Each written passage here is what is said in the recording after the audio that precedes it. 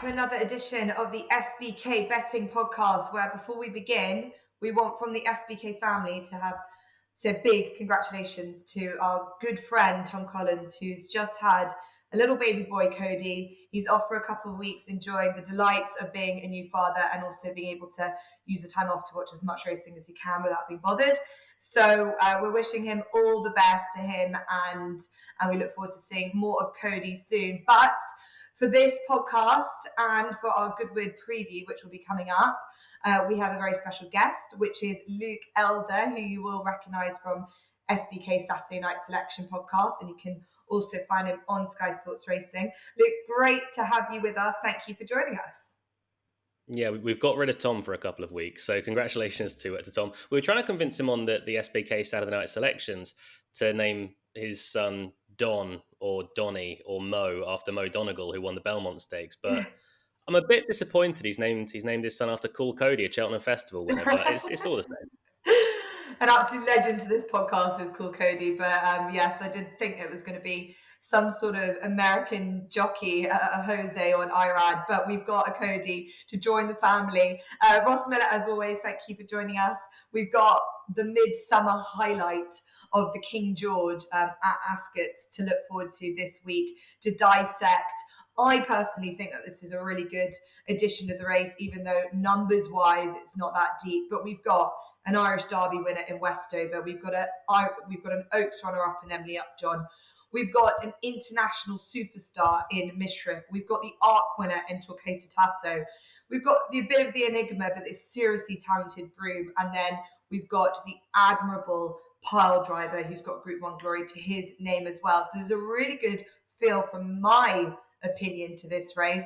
People are saying that it lacks a little bit of strength and depth. Obviously, we don't have Desert Crown, but we've got two very, very talented 3-year-olds at least within this field. And Luke, I'll come to you first, because I think that this race, obviously it lacks, sadly, Desert Crown, but we're going to be set up for something quite interesting, and always with this, probably a pretty tactical run affair too. Yeah, I'd agree with that. I think the outsiders of the field, probably Broom is going to be the pace angle in this after making all at Royal Ascot last time around. But you say, some people say it lacks depth. I think it's a sort of race at the end of the season we could look back and go, oh, wow, that was actually a really, really good race. You've got Westover and Emily Upjohn. They were the two unlucky horses in the English classics, in the Derby and the Oaks. Obviously, Westover, we know what happened to him. Emily Upjohn kind of messed up the start a bit and delivered her challenge on the wrong part of the track. But they're two very classy individuals. Mishriff has gone through a bit of a change. Obviously, no David Egan now.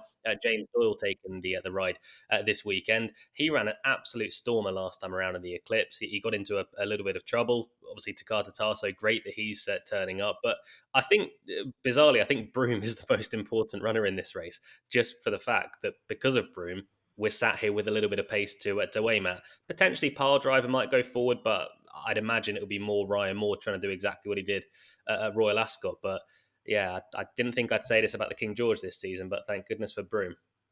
Yeah, I know. I couldn't agree more. And I think if there is a fanatic pace, it could really set it up for my selection, which I'll get to a little bit later. But maybe, Luke, you can give us what your thoughts. I know you've mentioned jockey choices. I think it's disappointing, if anything, that Rob Hornby hasn't earned his right to get back on Westover, considering the Group 1 double he had a couple of weeks ago, and the fact that he's ridden more winners at Ascot than Colin Keane. But such is life, and Colin Keane sticks on Westover. Do you think that's the right move? And what's your selection? Westover is the selection. Colin Keane, I think he's 0 from 46 at Royal Ascot. He's only ever had 1 second as well. So I wouldn't say it's a concern, because off the top of my head, I can't remember any horse that Colin Keane has had come into, I mean, let's face it, it'd be Royal Ascot, wouldn't it? That would be an absolute hot pot. But Westover, I would imagine things are going to go fairly nicely. It will be a case of trying to do exactly what he did in the Irish Derby last time around. He'll sit handy, he'll try and track Broom, try and sit second or third or so, and then pick them up late on in the day. I'd imagine Emily Upjohn and Frankie Dettori are going to try and maybe act as the the stalker to Westover. But the way that Westover went through the Derby, he just looked like a very, very good horse. He's improving all the while. Obviously, over at the Curragh last time around, he travelled immensely through the race. They went a decent gallop. I think he was a beneficiary of maybe a few tactics elsewhere in the race, going a little bit astray with the Oaks winner given a heck of a lot to do by Ryan Moore, but you still have to take advantage of that chance. Westover did exactly that. I still think there's a fair bit more to come as well. So yeah, Westover is the selection. I think potentially Mishriff might be the danger. I love Emily Upjohn, but I don't know why, but I'm losing a bit of faith with her. I'm not 100% convinced about that Oaks form, for all that I do think she was by far the best in it. And Mishriff just ran an absolute stormer last time around. I've never been the guy that's really warm to Mishriff, I must say. I don't know if it's because his best form has been abroad and he's never 100% translated that back to the UK. I know the Juddmonte was very good as well, but his best form has been elsewhere. Last time around, though, in the Eclipse was a very, very good run. He almost should have won that. And to do that against Vidani and Native Trail, that's form that would very much be giving Mishriff a bit of a chance in this. James Doyle's no issue whatsoever taken over from David Egan. So Mishriff, the danger, but I really do like Westover. I know we're going to be looking at a shorter price, but I think he's without doubt the one to beat. Yeah, I just feel maybe his Irish Derby form taking a couple of knocks. Pisbadil, very disappointing, the Grand Prix de Barry. I don't know if he should be a short price for this, but yeah, I agree with you, Luke. A lot of respect for him. Mishriff, Ross, Unex, he's only had a couple of tries at this trip, including last year, where he was that valiant second. But he has to give plenty of weight away, which puts my question marks around him and Torquator Tasso plus the ground and for Broome and for pile drivers. So the 3-year-olds having that advantage, that really, it makes such a difference, doesn't it? Yeah, it does seem a huge amount of weight to have to concede, doesn't it? Particularly when he couldn't do that last year to Adayar. You wonder at his age now, he's probably not progressing. You wouldn't have thought. So yeah, for me, it was very much down to the 3-year-olds. I thought Westover got a bit of a gimme last time at the Curragh. I think if you'd have designed a race for him, the way that panned out would have been absolutely perfect. I don't think he will be able to get past Broome, and I suspect Pile Driver will be in front of him in the early part of the race. I don't think he'll get past them as easily as he got past Pisbadil at the Curragh. I just think Emily Upjohn's just an outstanding mare. I mean, my concern will be whether she'll settle in this smaller field. I think, ironically, doing a roly-poly out of the stalls at Epsom perhaps helped her because she had a huge wall of horse in front of her, which helped her to settle. Going into Epsom, that was my concern for her. But I think if she does settle and he can find a little pocket to put her in, the gear change she showed coming around the bend into the straight, I mean, ironically, widest of all, which probably cost her the race. It was a huge gear change, and she did it so easily. And I can just see her tracking these into the straight. And I just think she's got far, far more gears than Westover's possibly got. I mean, they're talking about St. Ledger for him. I think they could comfortably be thinking about bringing Emily Upjohn back in trip. I just think off this quick ground, I think she's just got too many gears for them. And provided she gets the ride she needs, and, you know, I know they're all happy families again, but I'm yet to see what Frankie's done that shows he's riding better. It appears to have just been a big work ethic issue, not a riding issue, because I think he's made a couple of small mistakes in recent weeks. Provided she gets the run that she needs, I think she'll quicken past these comfortably. Yeah, so it is all about, I go back in my mind to when Enable ran in this race as a 3-year-old, everything panned out so well, but it's wrong to ever compare, but she was able to settle so well. She was able to go tactically. She could do whatever she wants. Could Frankie just bowl along and take Broome on? Could he to try and take that fizz out of her, or is that something that you would rather him not see? I'd really rather he didn't. I'd really rather he didn't try that. I'd like to see her sort of sit in a little pocket, fourth, just in behind Westover. There's 6 runners. I mean, you've surely got to find a gap with 6 runners at Ascot. And I think she's too quick for them. I really do. Yeah. Okay. So Emily Upjohn for Ross. I agree with you. I think she's also fresh. She hasn't had as much racing recently, and obviously she had that mishap with the travel to get to, or did she? We don't know, to get over to Ireland last week for the Irish Oaks, which I do believe would have been possibly an easier race for her than this. But they've opted to come over for the King George instead, and she gets additional weight, not just the age allowance, the sex allowance as well. I think that she's been looking absolutely brilliant in any sort of workout pieces that we've seen. We should touch on Torquator Tasso. Can't leave him out. He's clearly a huge talent, but is he just ground dependent? That's the thing that hangs over him a little bit. Don't really know where he is in relevance to the rest in terms of the form that he's shown this season. But he was obviously very impressive in Hamburg last time. And look, as Luke has rightly said, Broome could really set this up nicely for the two selections, which are Emily Upjohn and Westover. So take your pick. I think it's going to be really fascinating, and it will set us up for what we've got to look forward to for the rest of the season. And hopefully we'll get some more clashes, and especially if Desert Crown can face some of these as well. So that's the King George at Ascot on Saturday. As always, there's plenty of good racing throughout the day on Saturday. And before we get into this, last week we had quite a good day. Eddie's boy landed the Super Sprint for Ross at 9-1. So well done, Ross. And that was a serious performance. Can't believe he went off at 9-1. That's a brilliant price. Huge price, wasn't it? And a really big performance. Grabbed the rail, never saw another horse. Everything Holly Doyle has built her career on, actually, smarter and stronger. Yeah, completely. I thought that was, a wonderful ride. So 9-1, great selection from Ross. Mr. Wagyu made it a journey worthwhile over to Ireland and came in at 5-1 for me. So that was good. So no pressure, Luke. On to you. We need an app. It could be anywhere, but you need to give a great case for it for Saturday.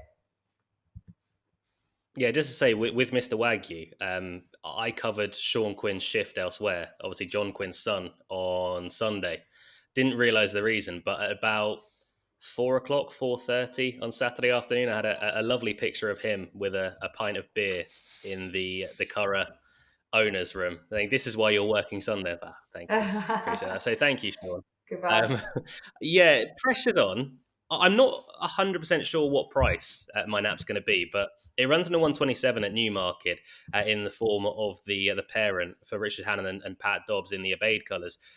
A really, really eye-catching debut. Came from a mile back at Sandown. As we all know, that's never really the place you want to be, in particularly on the round course, flat hurdles or fences. But ran a lovely race. It's a race that when the parent actually runs, we're going to know a lot more about, because Golden Speech, I think, runs today as we're recording this at Sandown. One Nation, I think, runs on Friday as well. But the parent was the only one to make up any sort of ground whatsoever. Related to a few nice enough individuals as well is By Frankel, out of a mare called Sophie P, who used to be trained by Mike Smith over on these shores. She went over to America, instantly was a Grade 1 winner in, I think, Santa Anita. But the parent just looked to be potentially the real deal on that first start. Like I say, finished fourth. Nothing in the race changed except for the parent's position. I'd imagine that Richard Hannon's charge will be a little bit more towards a shorter side. Not saying anything crazy, but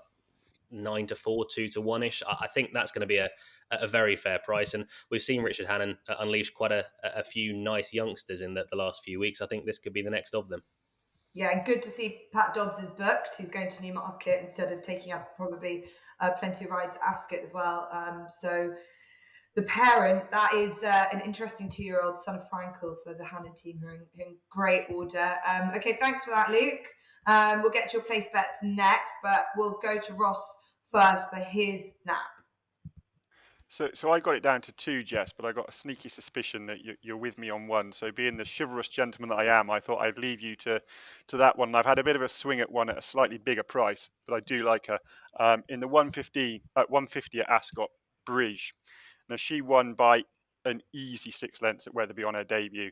The horse in second, Commander Straker, has come out and won since. Pretty much everything in behind her has run well. The 5th horse was something like 10 lengths behind her. He's rated in the high 70s. She was disappointing next time at Pontefract. Potentially not disgraced when being beaten by a good horse of Richard Fahey's Encore, rousing Encore. She's been away from the track a while since, and I suspect that suggests that something was not quite right when she returned. So I'm prepared to put a line through that run. They were so keen on her after Wetherby. They were talking that they thought she was an Albany filly. I'm sure she's better than she's shown last time at Pontefract. I think the favourite in this, Lazoo, is vulnerable. This will be a third run inside 3 and a bit weeks. She looked a bit lacklustre, I thought, last time at Newmarket. I saw no reason why she'd be better back here at Ascot. So at a decent price, around about 8 to 1, I'll have a go at Briege for the Quintine.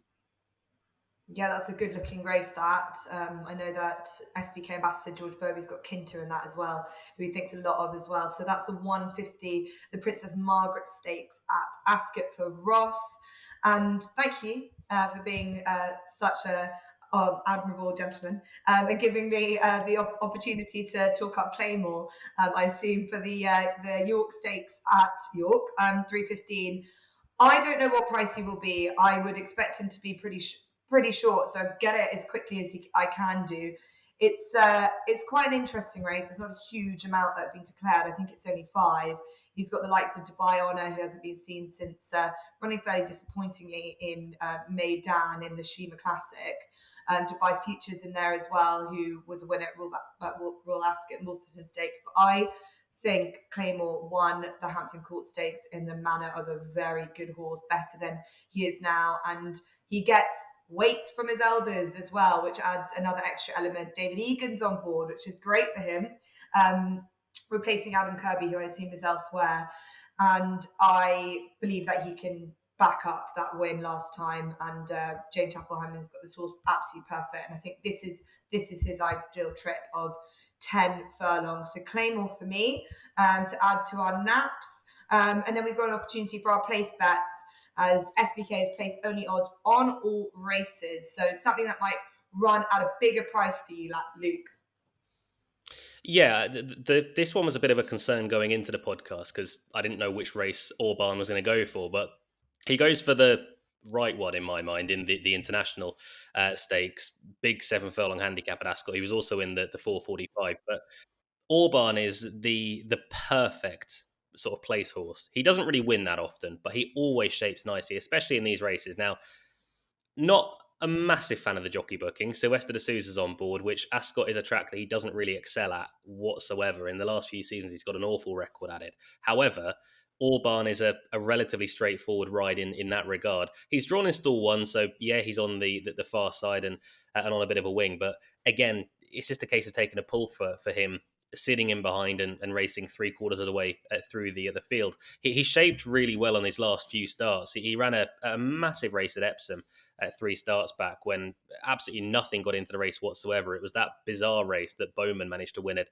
at 80 to 1. Lord Rapscallion was second. They were first and second throughout. Orban managed to make up ground. He followed that up with a good effort at York last a couple of outings ago behind Northern Express. That form looks fairly strong as well. And the run at Ayr last time around, at the time, I was a little bit underwhelmed with it, but he bumped into Guidor, who for Ayr is a decent enough horse. And also keep in account, this is Orban we're talking about. If you were backing Orban to win, I would 100% put you off. But if we're just talking about a place bet, I think Orban could be a really attractive proposition in that market. Okay, thanks, Luke. Yeah, this is a really good race, which I've got a couple of selections for as well. But a really hot handicap, Orban for Luke. For Ross, and where is yours? Is it in this race? No, I'm going hard or going home, and I'm going to give you an each way double. The first is a 3 o'clock at Ascot, Ropey Guest, who's done me really well this year. He is a perennial bridesmaid, but he's been in fine form. He was second in the Buckingham Palace Stakes at Royal Ascot. He's then followed that up with a good second at Newmarket last time under this jockey, Callum Hutchinson, who I think is very good value for his £5 claim. He loves Ascot. He'll give you a run for his money. He might not be good enough to win, but he's 16 to 1. I thought that was a decent price off just a £1 higher mark. And then the second is in the 240 at York, Venturous, 14 to 1. He won this last year off £2 higher. He's now down to 93, which is £13 below his highest winning mark. He has been given 2 awful rides on his last 2 starts, been given far too much to over 5 furlongs. There's 2 ways of looking at that. They're either awful rides or they're very good rides because he's coming down the handicap. He's now up to 6 furlongs. He'll just have that little bit longer to get going and navigate the traffic that will invariably be in front of him. I think 14-1 is a huge price. Okay, Ropey Guest and Venturis for Ross, and each way double at your peril. For me, I'm going back to the international stakes as well, and I could not separate 2. Tactical, and they're both drawn what other sides of the track. Tactical is in 2, Air to Air's in 20, but after Royal Ascot, I don't know where you want to be on this straight track. Tactical has just not had anything go right for him on all of his starts this season. I don't think coming up to a mile did him many favours last time at Ascot on the round track, where he was 4th of 6 in the summer mile. Quite an interesting selection going there, but he's the kind of horse that they need to keep going with. He always seems to do well out of his racing, and they're always trying 6. They sometimes try 6, they try 7. 7 was the best race that he ran in when he was 6th in the Buckingham Palace Stakes, and that day he was behind Ropey Guest, and I just think that he was really unlucky from where he was. He didn't get a clear run. He needs things to go his right way, but I like that Ryan Moore's back on board, and he's probably going to be bigger than about 10-1, but things just need to go his way. So slight worries hanging over him. Air to Air is the other one. He's a bit more of a gamble because I don't know if he's quite good enough, but George Bowie, I'd imagine, has had this race laid out for him. He's only ran once this season where he won well, beating Spirited Guest. Not a massively strong handicap that he won. He's gone up £4. He's still pretty well weighted. And I just think that this could be a bit of a plot job and we might not have seen the best out of him. So a little bit of a guessing game there. But 2 horses that are completely polar opposites. One that could be just right in their handicap mark, but one that could be just below it at this stage. So 2 for the international, 2 each way places for you to get involved with. There's so much racing on Saturday, as always. And this is going to lead in so seamlessly into our Goodwood preview, which will be worth listening to next. Luke's going to be on. Ross is going to be back with us, and make sure that you tune into that next because there's plenty to look forward to at Goodwood. But thanks to Ross and thanks to Luke, and listen up for the preview coming next.